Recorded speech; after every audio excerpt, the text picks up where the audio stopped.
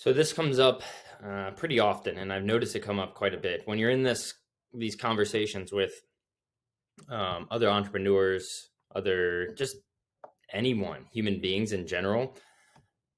And when you get to the point of where someone is doing something well or better than the other person is, they start to ask you and find these like tips and tricks and what schedules are you using? What are the routines that you're using? Like what are your beliefs behind that, your values that are adding to that, right? And I think those all have a place and are extremely important, right? But they're not the most important part of everything, and it's the thing that everyone misses completely, right? They're looking for surface level things because a couple different reasons. They might be too lazy to actually do the investigation on themselves about why specifically whatever they're trying to change isn't working, right? So they're either too lazy, they tried before, and they just keep time looping, and it happens over and over and over. And they just kind of given up on themselves, or they just don't have the belief to be able to change that. And there's some other reasons in there too. But the easy, quick fix, um, one is always the long way, but two is something that they're looking for that's going to give them that quick hit. They're going to see something that changes, but it's not ultimately going to change it long term. And that's what I find myself not wanting to give to people anymore is like, this is my schedule. This is my routine. These are the beliefs, the principles that I have behind me. But me giving you that, sure, you might see some change and it might change things for a year, 2 years, 3 years, a decade, right? But ultimately, if you're not changing where that problem that's holding you back is stemming from, then you're ultimately going to have to face it again.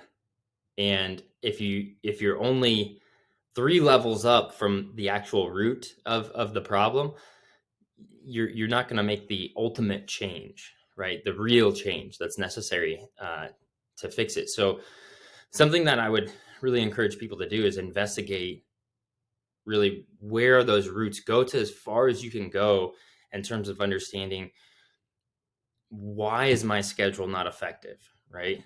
Well, it's because I can't honor my schedule. Why can't you honor your schedule, right? And really act as if you're a detective asking yourself these questions, and just ask the why question over and over and over, and see where you start to get uncomfortable and don't want to answer and go down a certain path, because as soon as that pops up, that's where you need to go, right? And that's where you're going to start to make these real changes.